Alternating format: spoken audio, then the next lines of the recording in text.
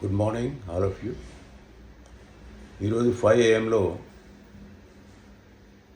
మనకు తిరుపతి గారు చక్కటి టాపిక్ తీసుకున్నారు. ఆ టాపిక్ను మంచి వివరంగా వివరించారు ఆయన స్పీచ్లో. టాపిక్ ఏంటంటే why Herbalife, why now. Herbalife ఎందుకు, ఇప్పుడు ఎందుకు?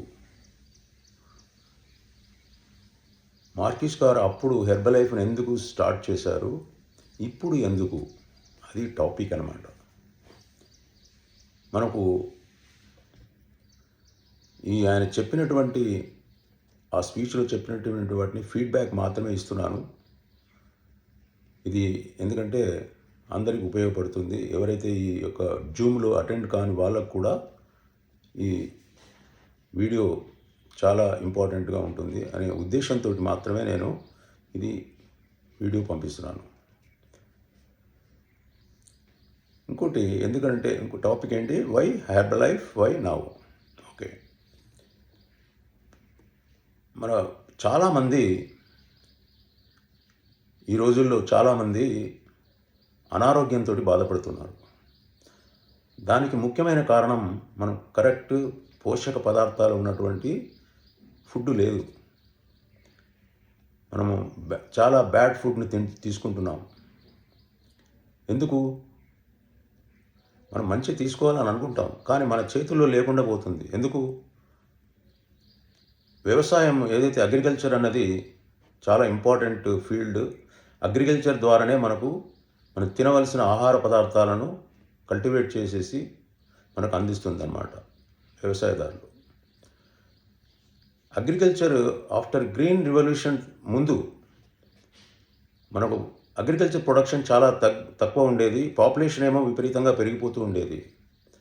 సో వీళ్ళందరికీ కావలసినటువంటి ఫుడ్ సప్లై అనేది లేదు. కాబట్టి గవర్నమెంట్ ఏం చేసిందంటే ఈ గ్రీన్ రివల్యూషన్ అనేది తీసుకొచ్చి దాని ద్వారా ప్రొడక్షన్ పెంచి అందరికీ ఈ యొక్క ఫుడ్ ప్రొడక్ట్స్ ఏదైతే ఉంటాయో సప్లై చేయాలనే ఉద్దేశంతో, మంచి ఉద్దేశంతో స్టార్ట్ చేశారు. కానీ కొన్ని రోజుల తర్వాత, కొన్ని సంవత్సరాల తర్వాత అది ఏమైంది అంటే అది ఒక ఈ ఫెర్టిలైజర్స్, పెస్టిసైడ్స్, ఇన్సెక్టిసైడ్స్, హెర్బిసైడ్స్ ఇవన్నీ వాడుతూ ఎక్కువ వాడటం వల్ల సాయిల్ అంతా పాడైపోయింది. మనకు ఏదైతే పండించిన పంటలు కూడా విషమయమైపోయినాయి. ఆ విషమైనటువంటివి కాకుండా మార్కెట్కి వచ్చిన తర్వాత కూడా దాన్ని కల్తీ చేస్తున్నారు. సో ఇలాంటి పరిస్థితుల్లో మనం తీసుకున్నటువంటి ఫుడ్ ఏదైతే ఉంటుందో, ఆహారము చాలా మంచిది కాదు, విషంగా మారిపోయింది. దీనివల్ల కూడా మనకు ఆరోగ్యం చెడిపోతుంది. దానికి తోడుగా మన యొక్క అలవాట్లు కూడా మారిపోయినాయి. ఎందుకంటే మనీ వాల్యూ చాలా తగ్గిపోయింది, మనీ ఇన్కమ్ బాగా పెరిగింది. సో దీనివల్ల ఏమవుతుందంటే మనీ ఎక్కువ ఉంది కాబట్టి ఇష్టం వచ్చిన ఫుడ్ తినడం మొదలుపెట్టాం. ఇది ఒక బిజినెస్ లాగా అయిపోయింది. ఫుడ్ కూడా మనం ఇదివరకు ఇంట్లో తయారు చేసుకొని, ప్రతిదీ కూడా ఇంట్లోనే తయారు చేసుకొని మనం తినేవాళ్ళం. అప్పుడు ఆరోగ్యంగా ఉన్నాం. కానీ ఈ రోజుల్లో ప్రతిదీ మనం బయట ఫుడ్నే ఎక్కువ తినడం మొదలుపెట్టాం. ఈ బయట ఫుడ్ తినడం వల్ల మనకు మంచి కల్తీతో ఉంటుంది, మంచి పౌష్టిక ఆహారం దొరకడం లేదు. సో ఇంకోటి ఏంటంటే మనం కూడా ఇప్పుడు రాంగ్ లైఫ్ స్టైల్లో ఉన్నాం. మైండ్ సెట్ చాలా మారిపోయింది. కరెక్ట్ అయిన లైఫ్ స్టైల్లో లేదు. అంటే లైఫ్ స్టైల్లో అంటే జీవన విధానం అనేది కరెక్ట్ ఏ విధంగా ఉండాలనే దాని మీద మనం లేదు. తర్వాత ఈ జంక్ ఫుడ్ ఎక్కువ తినడం వల్ల కూడా మన బాడీలో ఫ్యాట్ పెరిగి ఒబేసిటీ వస్తుంది. ఈ obesity is the mother of all diseases అని చెప్పారు. సో దీనికోసం మనకు ఎన్నో జబ్బులు వస్తున్నాయి. తర్వాత ఈ జంక్ ఫుడ్ ఎక్కువ తినడం ఎందుకు అంటే మనం ఎక్కువ ఇన్కమ్ పెరిగింది కాబట్టి ఇష్టం వచ్చినట్టు మనం ఈ రోజుల్లో దీని యొక్క పద్ధతి ఏంటంటే మనం ఏదో ఆర్డర్ చేయగానే వెంటనే 5-10 నిమిషాల్లో మన ఇంటికి వస్తుంది. ఏం చేయవలసిన అవసరం లేదు, రెడీమేడ్గా తినడం జరుగుతుంది. కానీ దాని వెనకాల ఈ యొక్క అన్హెల్తీ ప్రాబ్లమ్స్ ఎన్ని ఉన్నాయో మనకు తెలియడం లేదు. కాబట్టి బ్యాడ్ హ్యాబిట్స్ ఇది పార్ట్ ఆఫ్ కల్చర్ అయిపోయింది మనకు.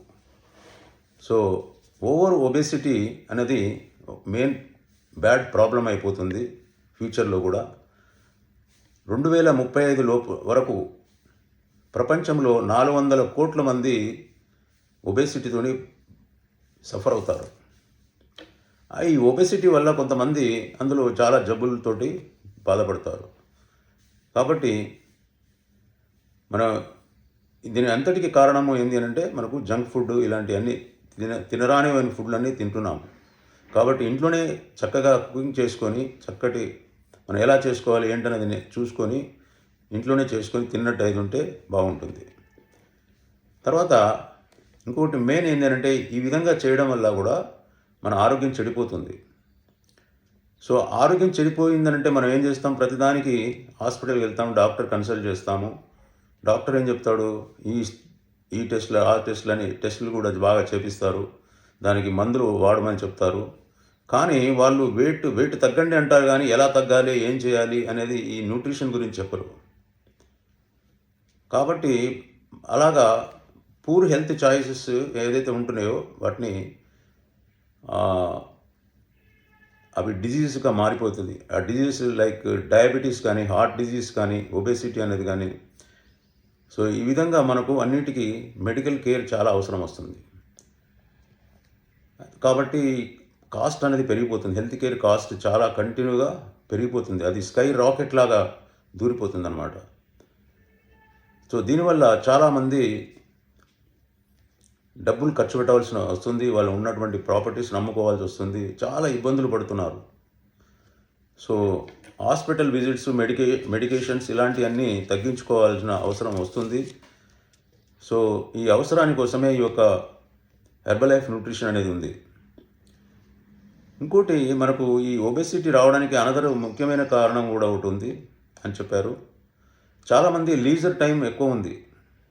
స్పెండింగ్ వాళ్ళు టైంను ఎలా స్పెండ్ చేస్తున్నారంటే టీవీ ముందు కూర్చొని కానీ, తర్వాత నాట్ వర్కింగ్ ప్రాపర్లీ, కరెక్ట్గా పని చేయడం లేదు, అంటే ఫిజికల్గా వర్క్ చేయడం లేదు. తర్వాత మొబైల్ని చూస్తూ ఏదో ఒక మొబైల్ని చూస్తూ దాని ద్వారా కూడా మనం అలాగే కూర్చొని చేస్తున్నాం. పూర్ పోస్చర్ అన్నమాట. సో మెంటల్గా కూడా మనకు ఇబ్బందులు అవుతాయి. తర్వాత ఈ సెడెంటరీ లైఫ్ స్టైల్ ఏదైతే ఉంటుందో అది చాలా మంచిది కాదు. కాబట్టి హెల్త్ ప్రాబ్లమ్స్ అన్నీ చాలా పెరిగిపోతున్నాయి, అన్హెల్తీగా. కాబట్టి గాడ్ లాంటి మార్క్ లూయిస్ గారు 1980వ సంవత్సరంలో అతని తల్లి ఒబేసిటీ ద్వారానే చనిపోయింది. కాబట్టి అతను కష్టపడి 10-15 ఏళ్ళు కష్టపడి ఆయన ఒక ప్రోడక్ట్ను తయారు చేశాడు.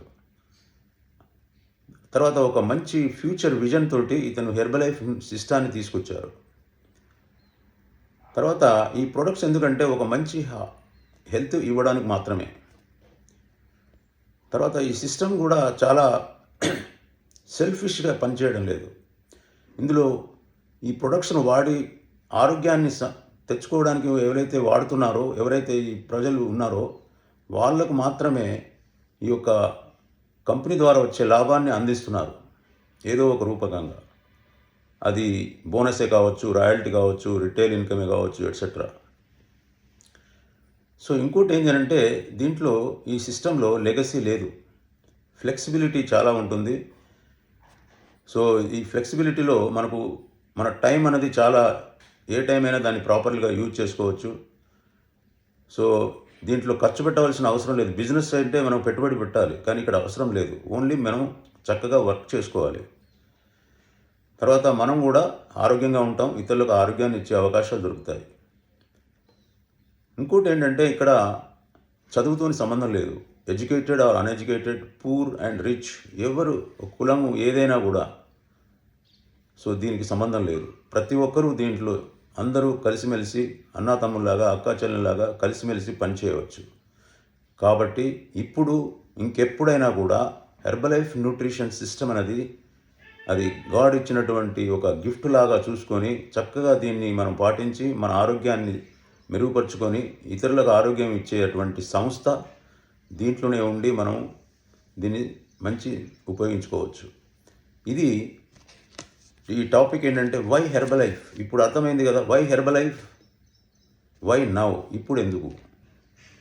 సో ఈ 2 పదాలకు కరెక్ట్ అయిన మీనింగ్ ఈ స్పీచ్లో వచ్చింది. సో థ్యాంక్స్ టు తిరుపతి గారు, మంచి టాపిక్ తీసుకొని వివరంగా వివరించారు. అండ్ ఈ యొక్క ఫీడ్బ్యాక్ మాత్రమే ఇస్తున్నాను కాబట్టి, ఇది ఎవరైతే ఈ జూమ్లో అటెండ్ కాలేదో లేదా అటెండ్ అయిన వారు సరిగా వినలేకపోయినారో, దీన్ని ఎప్పుడైనా మీరు ఏ టైంలోనైనా దీన్ని అన్నీ ఆన్ చేసుకొని ఈ వీడియోని చూసినట్టయితే ఉంటే కొన్ని వివరాలు మీకు అందుతాయి. ఇవి మీరు తెలుసుకొని ఇంకో కొంతమందికి చేయాలి. ఇంకొకటి ముఖ్యమైనది ఏంటంటే, ఈ హెర్బలైఫ్ న్యూట్రిషన్ సిస్టంలో ఇన్విటేషన్ అనేది ఉండాలి. అంటే ఒక నాలెడ్జ్ని ఇంకొకరికి తీసుకురావడానికి. అంటే మనం హెర్బలైఫ్ న్యూట్రిషన్లో ఉన్నాం, వేరే వాళ్ళని కూడా ఈ హెర్బలైఫ్ న్యూట్రిషన్ తీసుకురావాలి అని అంటే వాళ్ళని కలవాలి. ఇదే ఇన్విటేషన్ అండ్ ఫాలోఅప్ అంటాం. ఈ ఇన్విటేషన్ ప్రాసెస్లో ఇప్పుడు చెప్పినటువంటి విషయాలని కొన్ని వాళ్ళకి చెప్పినట్టు ఏది ఉంటే డెఫినెట్గా కొంచెం వాళ్ళ మైండ్ సెట్ మారే అవకాశం ఉంటుంది, వాళ్ళ సిస్టానికి వచ్చే అవకాశం ఉంటుంది. ఇప్పుడు ఇది నేను ఈ రోజు నుంచి కూడా పాటిస్తాను. సో మీరు కూడా పాటించి దీని యొక్క మంచి ఉద్దేశాన్ని పాజిటివ్గా తీసుకొని అవలంబించినట్టయితే ఉంటే మనందరం మెరుగవుతాము, మంచిగా ఉంటాము, సంతోషంగా ఉంటాము. Thank you very much. Thank you.